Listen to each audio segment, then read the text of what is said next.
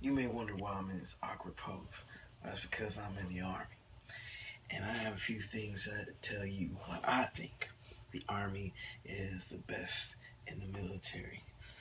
And it may be opinionated, but it also I'm backed up with some facts from Military One source to Army Times to, of course, Wikipedia that gives me, and also my recruiter back in the States that sent me some emails.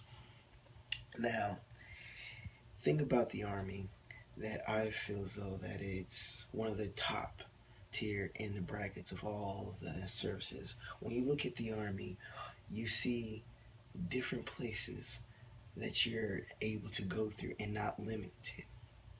Now, I have friends in all over the military service: Air Force, Marines, and Navy, even Coastal Guard. You may say, okay, tell me, what allows the Army to be in one of the top tier brackets? Well, as you know, the Navy has to do with everything within the seas. You have to be on a ship.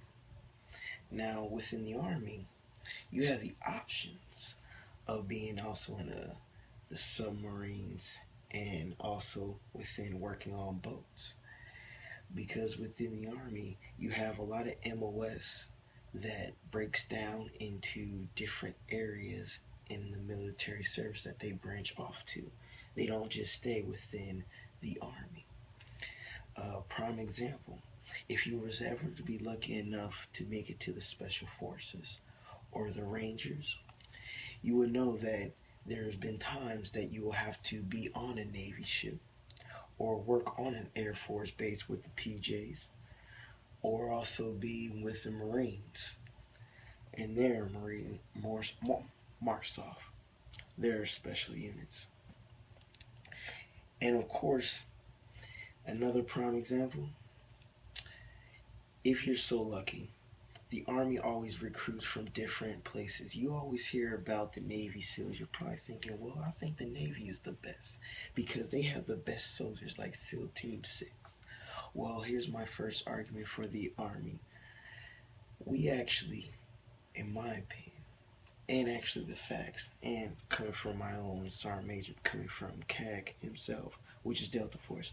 Delta Force hires from outside the military to come into the Army, meaning that they do look up people from the Marines and the Navy to come join in the Army special units. Because we all heard of the Special Forces and we all heard of Delta Force. Delta Force recruits from different military service to bring out the best soldiers, but they all work within the Army. That's my first argument. You want to be the best? Well, the Army recruits and trains up the best, not just SEAL Team 6. My other argument would have been the vast variety of MOSs. See, my friends are limited when they are in the Marines, Navy, and also the Air Force, working on planes or being MP in the Air Force and all that other stuff. But what they fail to realize is their MPs are MPs also, because we also go over there and MP for the Air Force, Marines, and everywhere else. And so much is that we have different MOSs that can go into different areas in the military services. Another prime example would be helicopter repair. We also work in aviation if you ever wanted to. You may not work with jets, but you'll be in the air. And also, the Air Force has parachute, the Marine has parachute, but they all also learn from us, the original paratroopers. But so much of the details I'm trying to give you is Marines and Air Force and Navy have specific job skills, but the Army venture out and employs and does some of their skills also with also having their exclusives. Because you always know about the Army just being nothing but on the ground, Navy and Marines in the water, and the Air Force in the air. Well, the beauty of the Army is we do all three of those also. We also be in the Marine and in the air also, with the helicopters and with our amphibious units also. The Marines and the Air Force aren't the only ones. So we got MOS. We have also one of the greatest units on the planet also in the Army. Now you're wondering, okay, that's all good and dandy.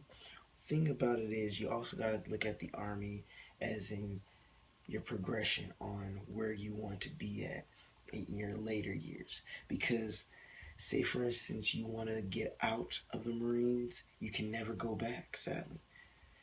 After they get a cutoff rate slower than, faster than the Army. See, we'll still come get you when you're 35, still pushing that door. We'll come get you. The Marines will not. So will the Air Force.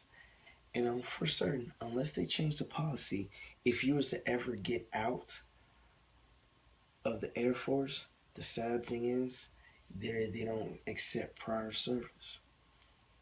Once you out, you out. No, I'm sorry. The I'm sorry. If you join the Marines and want to join the Air Force, it will be extremely hard for you to become an airman because they don't accept prior service in that category. That's what I meant. Army, beautiful thing is, we actually do. It doesn't matter what service that you came from, what branch you came from, we accept anything.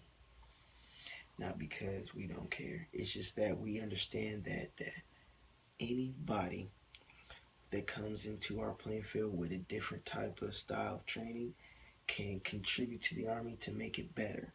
The other branches kind of do their own thing, and that's why they slowly evolve. As in the Army, we greatly evolve through the different people that come in. I would say that is a good reason. But if you're just not for certain right there, the Army has a beautiful thing called ASVAB. Everybody says the Army's dumb because our ASVAB scores is lower. No, it's actually, how should I say, better for you because the Air Force's is so high. Just because the ASVAB score is so high doesn't mean that they're smarter. It just means it's harder to get into. Ours is low for a reason. Yes, we get you in there, but you're just not limited to infantry if you score a 31. If you're scoring high in the mechanic field, then you can still become that mechanic. Or if you're scoring high in other areas, you could be that cook, that artilleryman.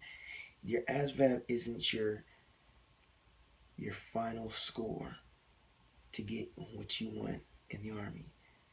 When you go into the Army and they look at your GT score or your mechanic score or your science score and all these different things that come into play in their different MOS section. See, the Air Force may say, oh, you need to score this high because you got to be smart and you got to know this. Well, let's just say you're just not smart at so-called English, but you're really good at math and science, so you could be that chemical engineer. Well, the ASVAB score is just too high and you can't get in. Not the Army. We also have chemical engineers and you could have been in there. And also, if you're just not so happy with your ASVAB score, you don't have to worry about that. That goes out to play once you're in because there's a thing called fast class. And with fast classes, it allows you to raise up your GT scores in that area and field in which you want to go into. Say you just join as an infantryman because that's all they allowed you to do.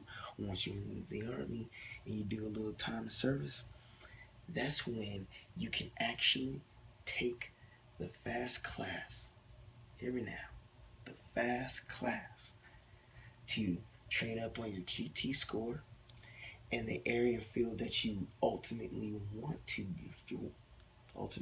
work at.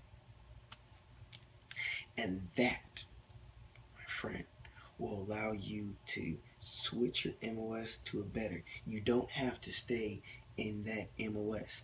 unlike your other counterparts like the Marines, Air Force, and Navy. You can keep reclassing as much as you want. Just make sure that you don't go past E6 because then you're just known as a trade in that field and you can't really branch off. But the beauty of the Army is you don't have to worry about that. E4 and E5, you can still reclass and become whatever you feel like. So, if you're really still not sure about the Army, just remember those four things.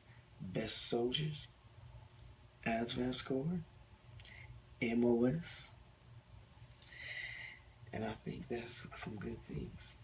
Well, anyways, that concludes my informal speech on what the Army can do for you.